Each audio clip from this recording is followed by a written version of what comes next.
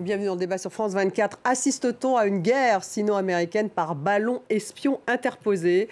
Les États-Unis ont abattu un nouvel engin volant au-dessus du lac Huron sur ordre de Joe Biden hier. C'est le 4e en moins de 10 jours, en comptant le ballon chinois espion et en incluant 2 autres engins abattus par les forces américaines, l'un vendredi en Alaska, l'autre samedi au Canada. Washington et Ottawa ont récupéré les restes hier soir. Dimanche, comme à Myrtle Beach, en Caroline du Sud, la semaine dernière, les Américains prennent bien soin, vous le voyez, de repêcher le ballon détruit pour en analyser le contenu. Alors, finalement, de quoi parle-t-on? Ces ballons sont-ils effectivement des espions? Et le commanditaire en est-il la Chine?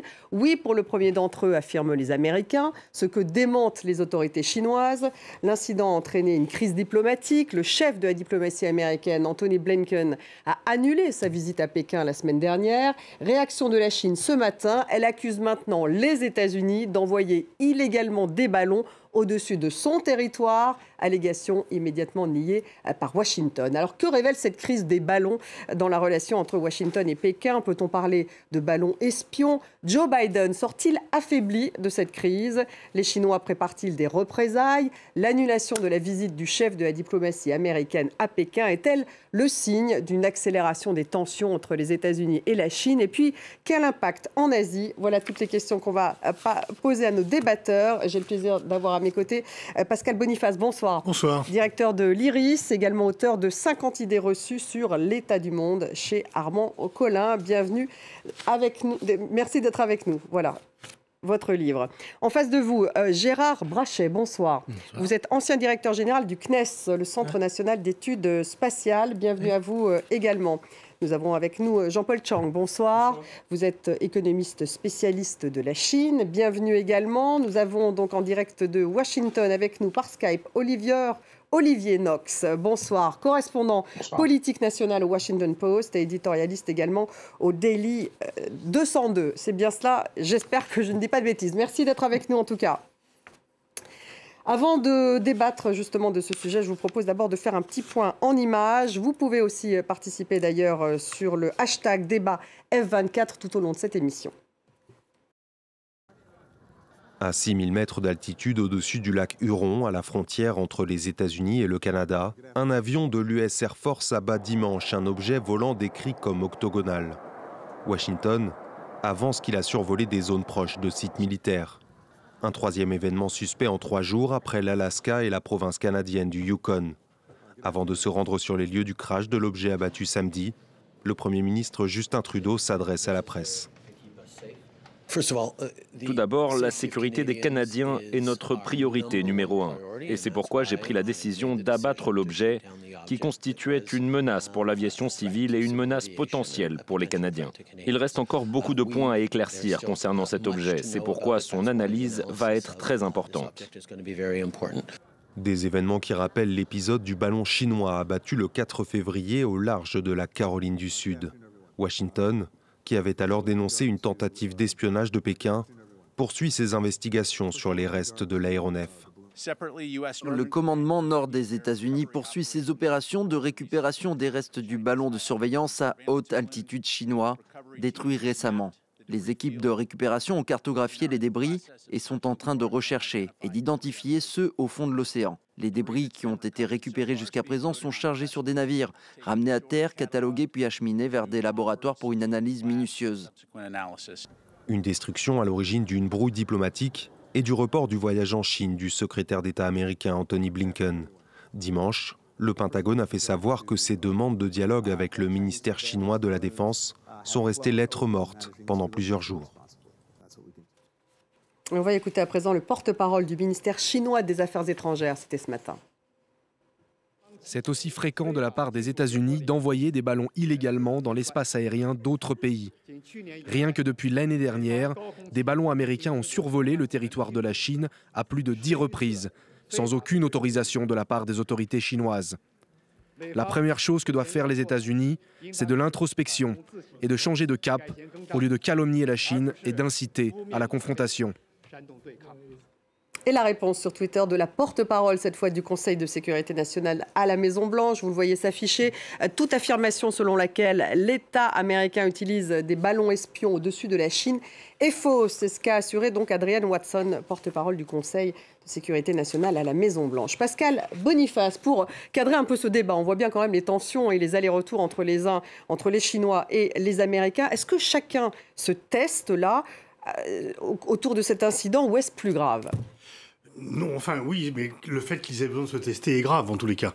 Parce qu'il y a effectivement une montée des tensions entre Pékin et Washington, à un tel point que le secrétaire d'État, donc le ministre des Affaires étrangères, a annulé, enfin disons reporté, mais il a annulé dans les délais voulus la visite qu'il devait faire et qui devait aplanir les différends.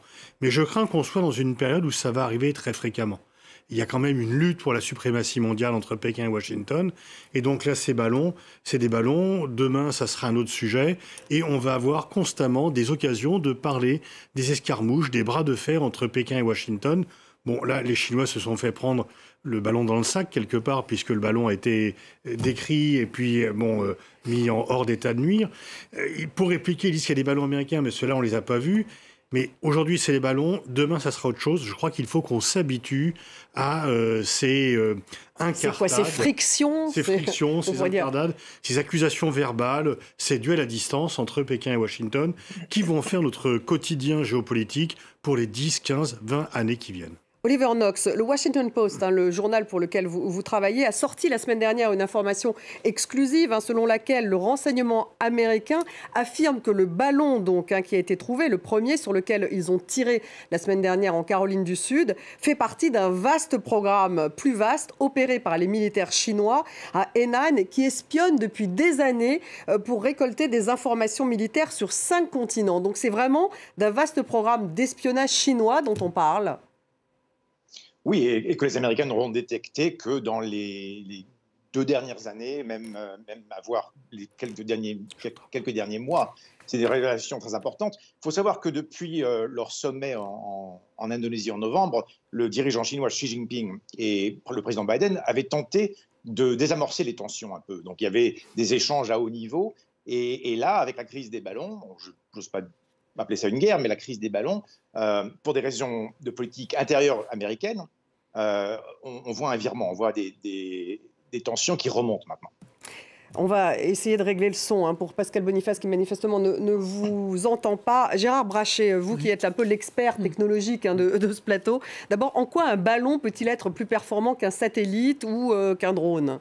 Un ballon, c'est pas forcément plus performant qu'un satellite, mais par contre, un ballon, ça a un gros avantage, c'est que ça peut rester longtemps au-dessus d'une zone, alors que le satellite, lui, il défile assez rapidement.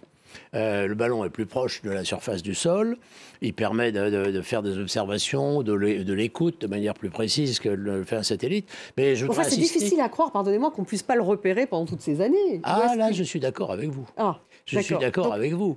Je pense que ces ballons chinois, quelles que soient finalement les instrumentations accrochées sous le ballon, servent à tester la capacité des Américains à les détecter et évidemment, le cas échéant, à les détruire. Je voudrais insister sur un point quand même, parce qu'il est bon de le rappeler. Les ballons, ils sont dans l'atmosphère. Ils flottent dans l'atmosphère, ceux-là autour de 20-25 km. On est donc dans les zones de souveraineté des États.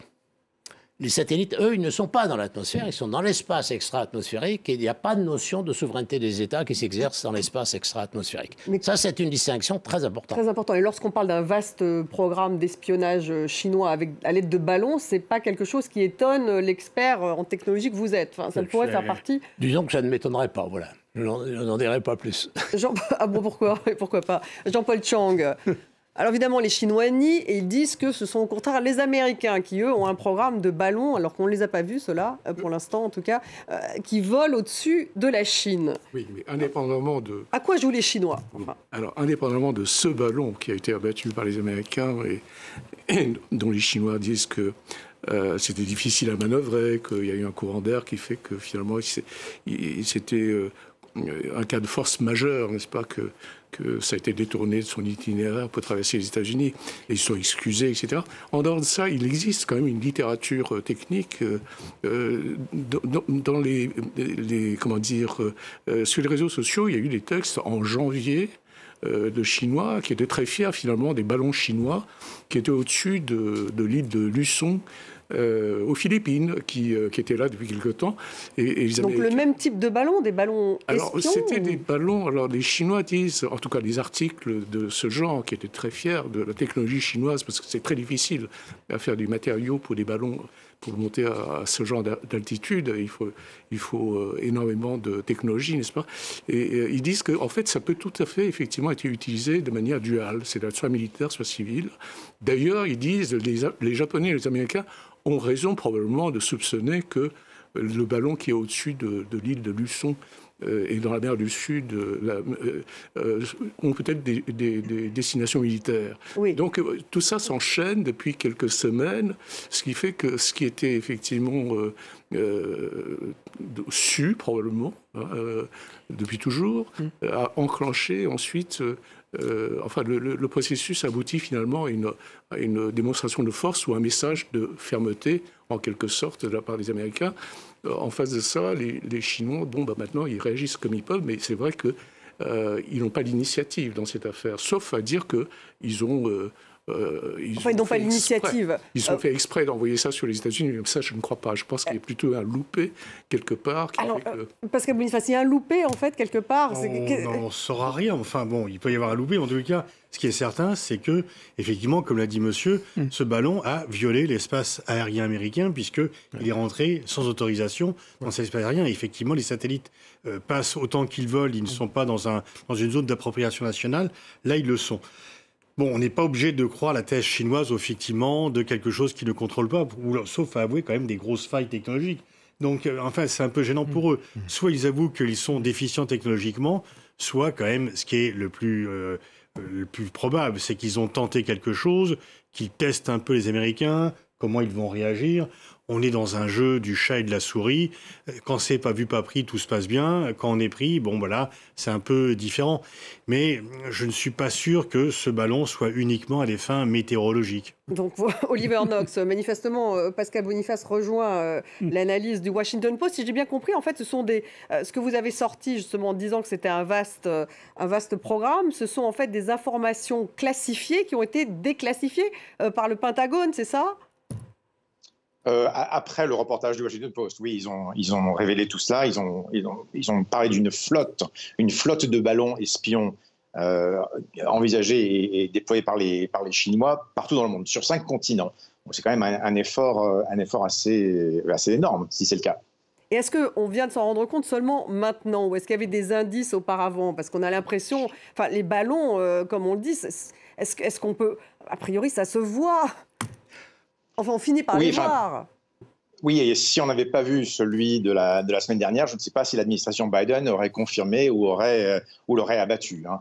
Mais non, ce que les Américains disent, c'est qu'ils ont changé les paramètres des renseignements, des infos qu'ils collectent, et qu'en réétudiant les infos qu'ils ont collectées depuis des années, ils se sont aperçus qu'il y avait effectivement d'autres ballons.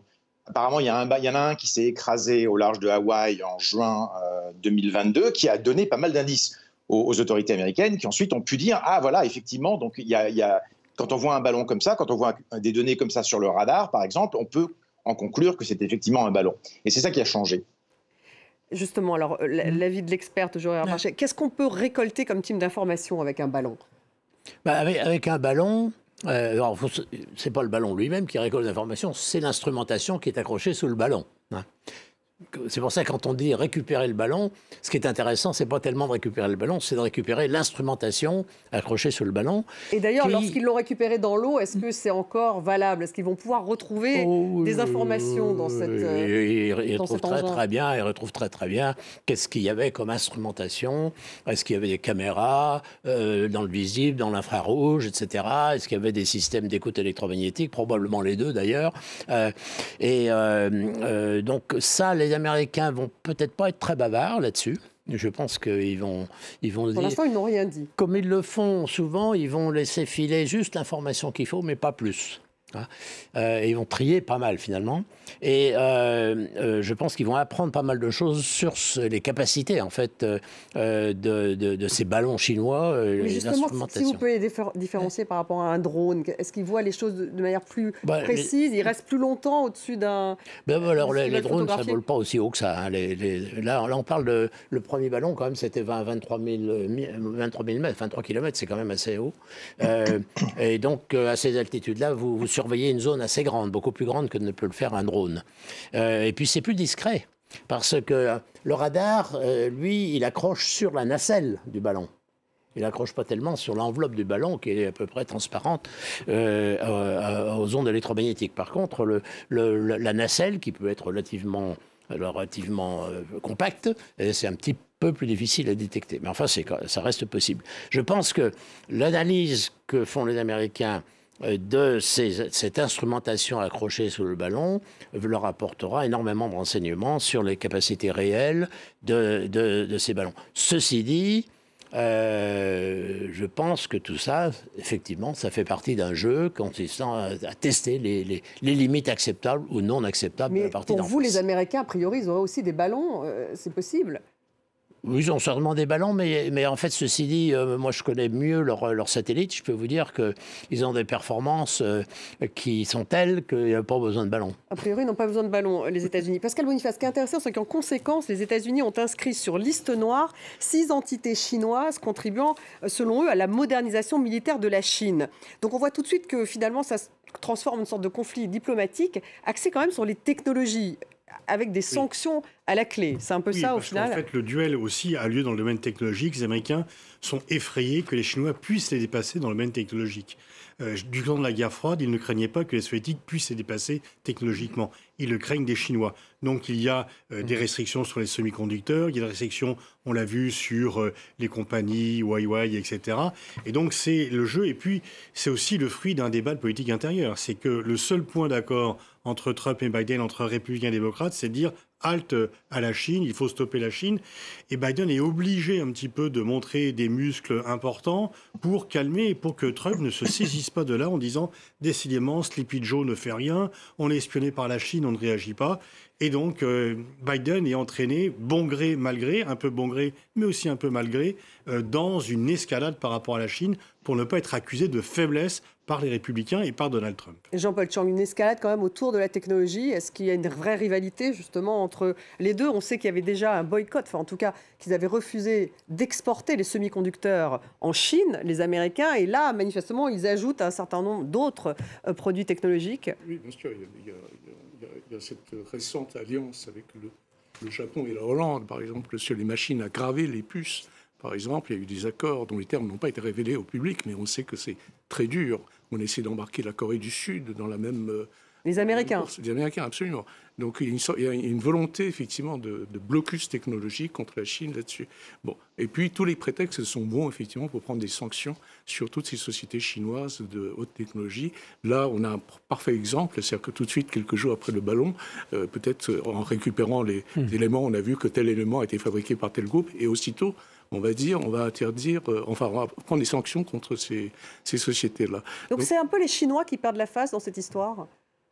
C'est pas une question de face dans cette affaire, parce que non seulement bien sûr ils perdent la face en quelque sorte, mais c'est surtout ils voient qu'ils perdent la possibilité d'avoir un dialogue apaisé avec les États-Unis dans les semaines, les mois, sinon des années qui viennent. C'est ça qui les inquiète le plus, c'est se dire que la politique interne américaine, en tout cas l'atmosphère politique à l'intérieur des États-Unis, fait qu'aujourd'hui, en tout cas, la Chine peut difficilement espérer renouer un dialogue serein avec les autorités américaines. Et vous pensez qu'elle l'espérait?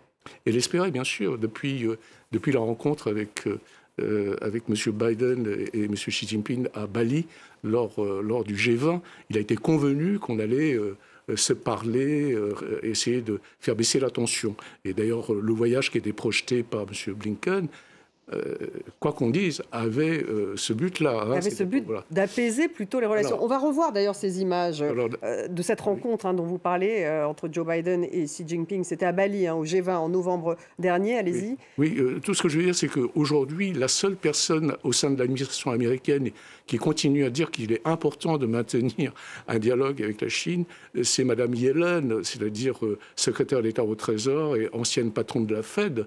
Elle, et c'est de quoi on parle, parce qu'il s'agit quand même de deux grandes puissances économiques du monde, et que dans un monde aussi complexe aujourd'hui, avec tous les facteurs de déstabilisation, c'est impensable qu'il n'y ait pas un dialogue sino-américain sur des problèmes aussi importants que la finance ou les problèmes d'économie. Donc, mais si c'est la seule personne et que tous les autres, par contre, pour des questions de pression interne, refusent tout dialogue, c'est très difficile pour les Chinois.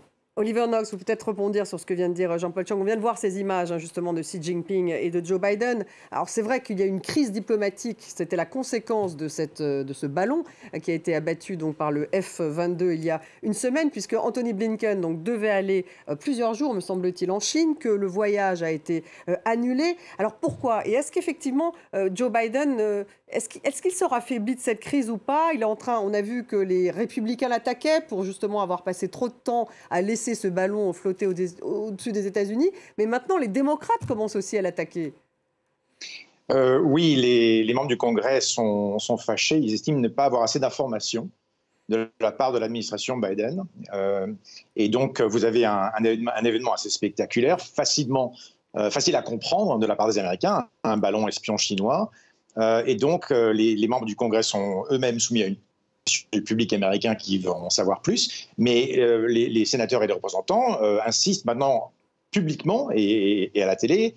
Il faut absolument qu'on ait plus d'informations, on a besoin de plus de briefings. Alors cette semaine, on devait avoir 2 ou 3 briefings de l'administration au Congrès, des briefings classifiés, donc on en saura peut-être quelque chose de la part des représentants et des sénateurs, mais pas d'administration.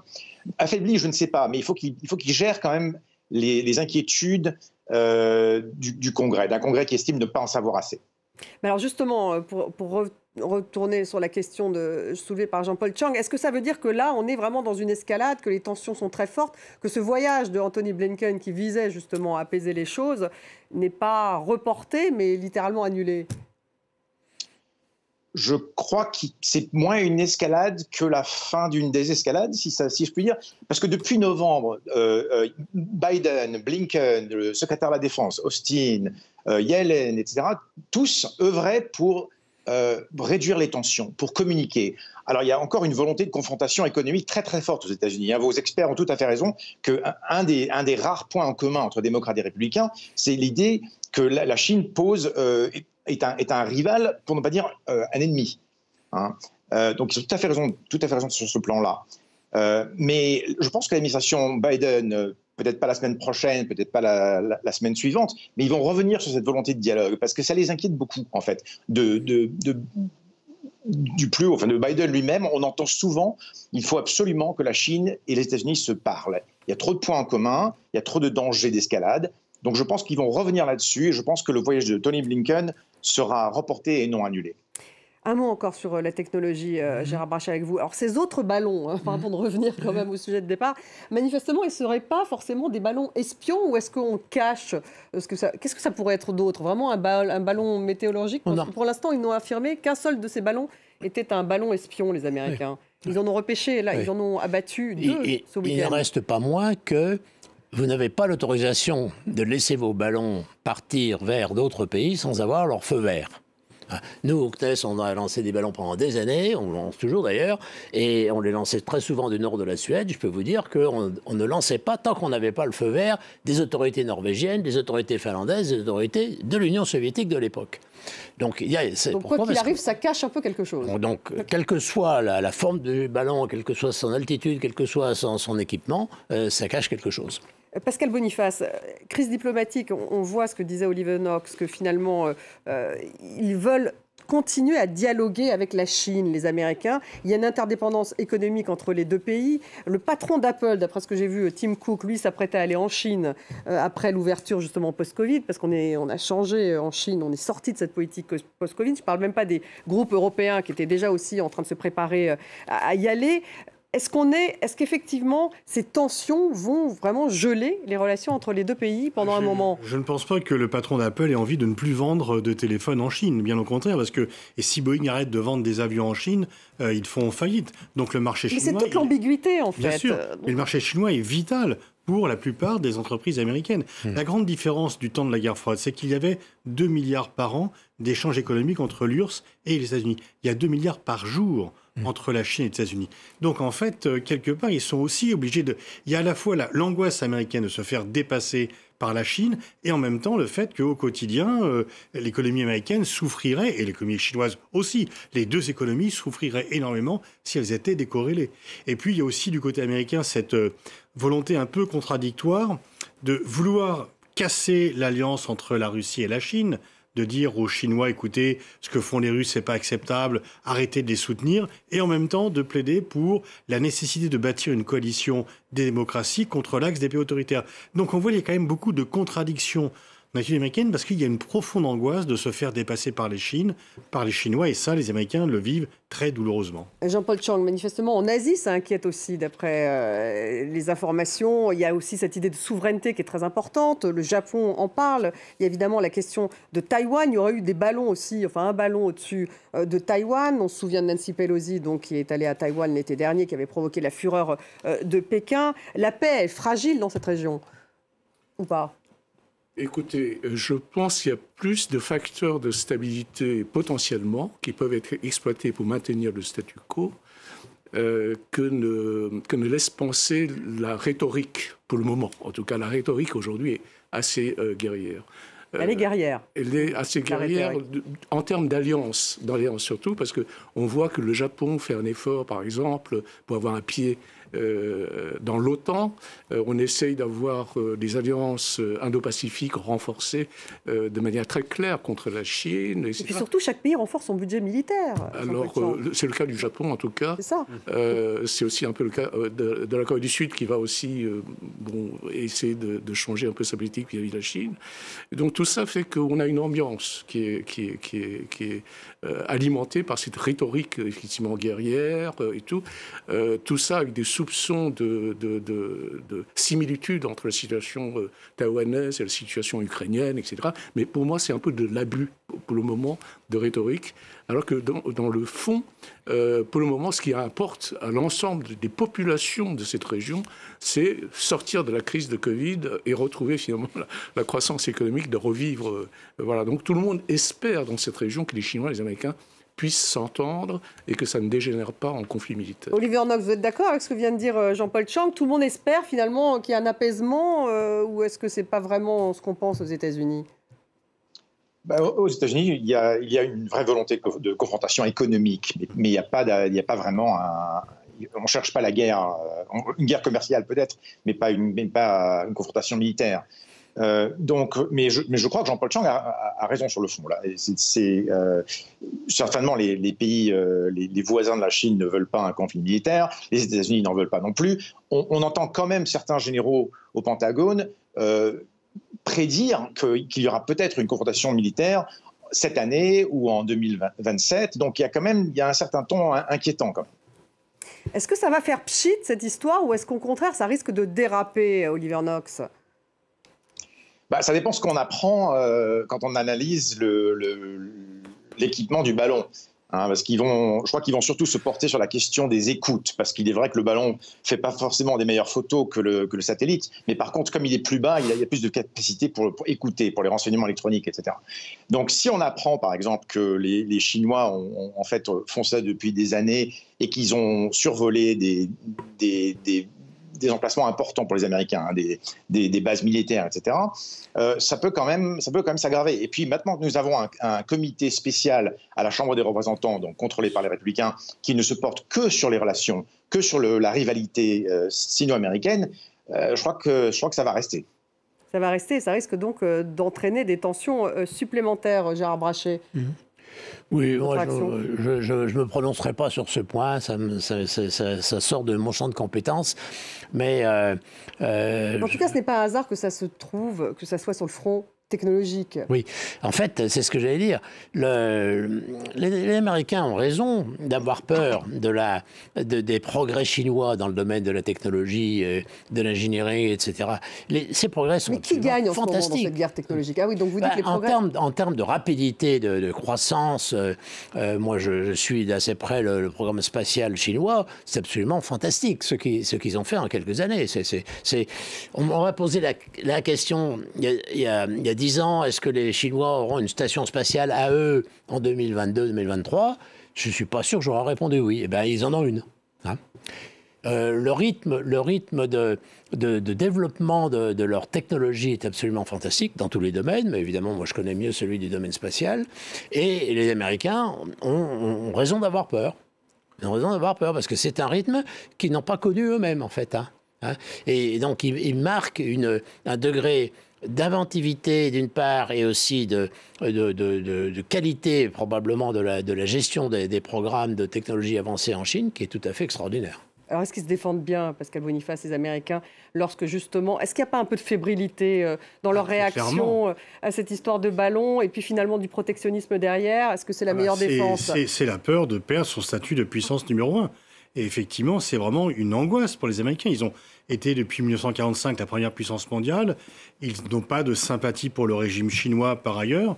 Et donc le fait d'être déclassé par quiconque, et encore plus par les Chinois, c'est à la fois inquiétant et voire humiliant pour eux, parce qu'ils pensaient, et effectivement, ils ne pensaient pas être déclassés sur le plan technologique. Les GAFAM menaient le bal en termes technologiques, mais les BATX font aussi bien, voire mieux. Au niveau spatial, c'est ce que dit monsieur. Et donc sur tous les domaines... Une fois encore, durant la guerre froide, ils dominaient les soviétiques sur le plan technologique, ils étaient concurrencés sur le plan stratégique. Et là, ils sont concurrencés sur le plan stratégique, mais également sur le plan technologique.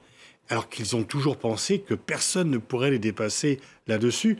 Donc effectivement, on voit qu'ils font flèche de tout va. Ils ne savent pas réellement, parce qu'ils savent très bien qu'ils ne feront pas la guerre, puisqu'il y a la dissuasion, mais ils ne savent pas comment gérer cela. Ils ont l'espoir que la croissance chinoise va se briser, qu'ils pourront la briser à la fois par un renouveau de leur propre croissance. C'est tous les plans économiques de Biden, de dire il faut relancer la machine économique américaine. Et donc, si on développe les classes moyennes de nouveau, il y aura de nouveau une croissance américaine. Et puis, briser la croissance chinoise en essayant de les empêcher d'avoir accès aux semi-conducteurs. Je ne suis pas sûr. Peut-être que le plan de relance peut marcher, mais briser la croissance chinoise, je ne suis pas sûr qu'ils y parviennent. Jean-Paul Chang, ils veulent vraiment briser la croissance chinoise, comme le dit Pascal Boniface, vous êtes d'accord? Je pense qu'ils ne vont pas faciliter la croissance chinoise, donc ils feront tout, effectivement, pour handicaper un peu le développement technologique en Chine.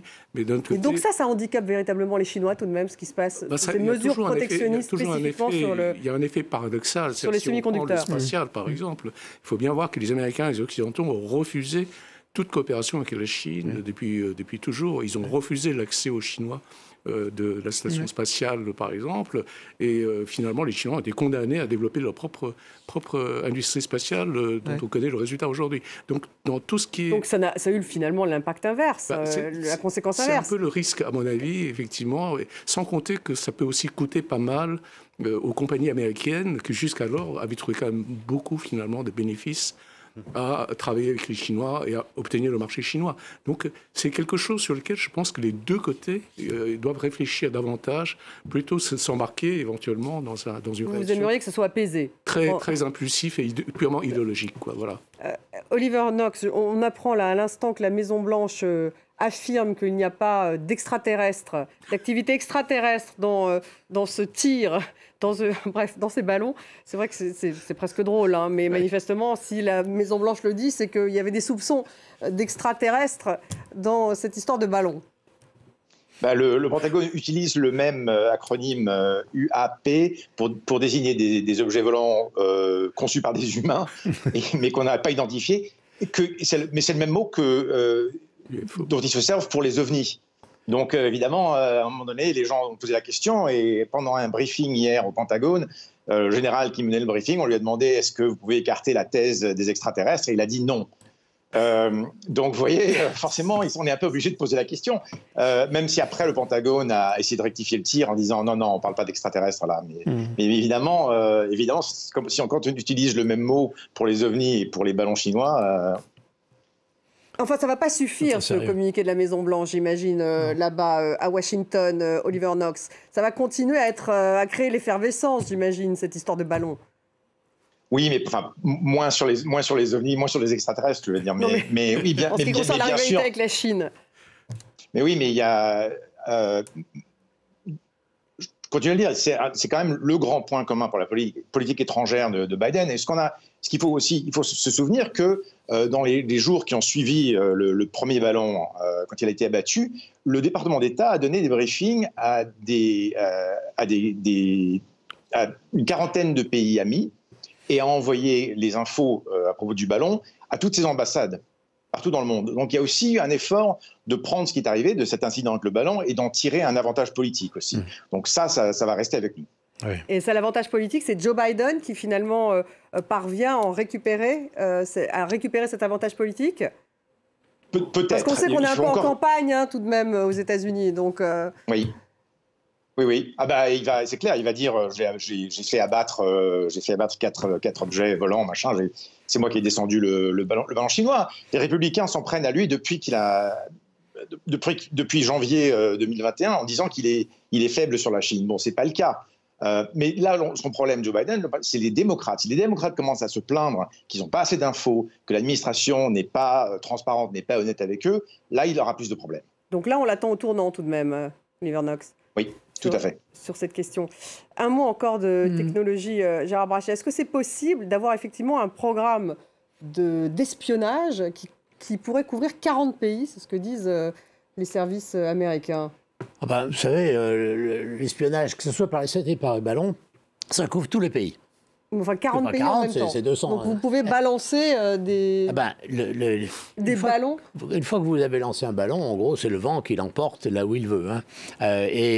Donc vous pouvez survoler à peu près n'importe quel pays. Évidemment, si vous visez les États-Unis, vous lancez de Chine et vous espérez que les vents d'ouest vont l'emmener vers l'Alaska et vers le Canada et les États-Unis. C'est ce qui s'est passé d'ailleurs. Mais il ne faut pas se faire d'illusions. Les programmes d'espionnage, utilisant ces moyens, disons, aériens de l'atmosphère supérieure et satellites, concernent tous les pays. C'est-à-dire tous les pays ont ce type de programme ou non, tous les pays qui gèrent ce genre de système, donc en premier lieu les Américains, en deuxième lieu les Chinois, ils s'intéressent à ce qui se passe dans le monde entier. Alors évidemment, ils focalisent la collecte d'informations, sur les pays qui leur semblent plus dangereux que les autres. Mais enfin, ne vous faites pas d'illusions. Les satellites américains, ils observent soigneusement tout ce que nous faisons, nous Français aussi. Ils observent, ce serait plutôt de l'observation militaire, de la technologie militaire ou d'autres types d'informations. Ah oui. Oui. Vous savez, il n'y a pas de différence. Dans ce domaine-là, il n'y a pas de différence entre la technologie militaire et la technologie civile. Une caméra très, très pointue à bord d'un satellite, il y a des satellites d'Airbus Industrie qui font des images avec 30 cm de résolution. Ne dites pas que ce n'est pas du militaire, ça. Pascal Boniface. Oui, effectivement, il y a aussi l'espionnage économique. Enfin, on sait très bien que les services américains font bien sûr de l'espionnage pour des fins de sécurité, mais la sécurité, c'est entendu au sens large, puisqu'il y a une sécurité économique, et donc voir s'il y a des concurrents aux entreprises américaines qui peuvent être estimées dangereuses, eh bien, on va les espionner. Donc c'est le cas, et en Europe, vous parliez de la Suède, il y a aussi des ballons. Oui. C'est-à-dire en Europe, c'est surtout la France qui a un programme de ballons qui monte à haute altitude. Ils sont lancés quelquefois de Suède, mais aussi d'autres endroits. Et ces programmes, ils sont essentiellement faits pour de la recherche scientifique et ils n'intéressent pas les militaires, tout du moins jusqu'à présent. Jusqu'à présent. J'ai jamais vu les militaires s'intéresser au programme de ballons de CNES, je peux vous dire. Et pourquoi pas ? Non, pour l'instant, ça ne l'intéresse pas. Alors, ceci dit, l'armée de l'air et de l'espace a fait récemment un symposium, une espèce de réunion de brainstorming sur la stratégie haute atmosphère. Peut-être qu'il va sortir des idées, ces choses. Il y a des industriels comme Thales Alenia Space qui ont un projet qui s'appelle Stratobus, qui consiste à faire un espèce de dirigeable qui se balade autour de 20-22 km d'altitude. Officiellement, surtout pour faire de la radiodiffusion, des choses comme ça, ou la surveillance des feux de forêt. Mais jusqu'à présent, les militaires n'avaient pas montré beaucoup d'intérêt pour ces choses-là, qui sont d'ailleurs assez vulnérables. Hein. Il faut se rappeler que c'est très vulnérable. Le ballon tous ces types de ballons, dirigeables ou pas, sont pourtant, là, il a fallu quand même un tir d'un F-22, donc on n'avait pas l'impression que ce soit si vulnérable que ça. Si, c'est très vulnérable. C'est très vulnérable. Avec un missile, vous descendez ces trucs-là facilement, quoi. Jean-Paul Chang, juste comment on en sort de cette crise? Il nous reste 5 minutes. Bon, écoutez, il faut que chacun épuise son indignation, voilà, et qu'on retrouve finalement un moyen de se communiquer entre Washington et Pékin, quoi. Ça me paraît tout à fait nécessaire. Côté chinois, bon, effectivement, je pense qu'ils vont essayer de ne pas réagir de manière excessive, malgré les quelques... Enfin, ils ont quand même fait quelques sorties en disant que c'était les Américains. Là, la dernière, c'est même de dire que les Américains ont fait survoler les ballons au-dessus de... Dans les éditoriaux de la presse officielle, en fait, quelque part, on voit sans arrêt la formule « si les Américains veulent réagir comme ça, laissons-les, laissons-les, laissons-les ». Quelque part, ce n'est pas une réaction trop excessive pour le moment. Visiblement, ils espèrent quand même que ça n'ira pas trop loin. Donc, je ne pense pas qu'on verra du côté chinois rajouter de l'huile sur le feu. Il y aura bien sûr des protestations de forme, mais dans l'ensemble, probablement, il n'y a pas cette crispation anti-américaine dans l'opinion publique chinoise ou même dans le milieu politique chinois, pour le moment, semblable à ce qui se passe à Washington, où le problème est pris un peu en otage par des problèmes de politique intérieure. Oliver Knox, vous êtes d'accord? C'est pas le même système politique, donc c'est plus facile pour les Chinois de gérer finalement que pour le président Biden. Comment on en sort aux États-Unis? Je pense qu'on en sort. On regarde le calendrier d'abord et on se rend compte que Xi Jinping et Joe Biden vont se rencontrer au moins 2 fois cette année, l'APEC et le G20. Et ensuite, on regarde un peu sur les calendriers de Tony Blinken, de Lloyd Austin, le secrétaire à la Défense, de Janet Yellen et d'autres, pour voir est-ce qu'il existe d'autres situations dans lesquelles ils pourront s'entretenir avec leur équivalent chinois.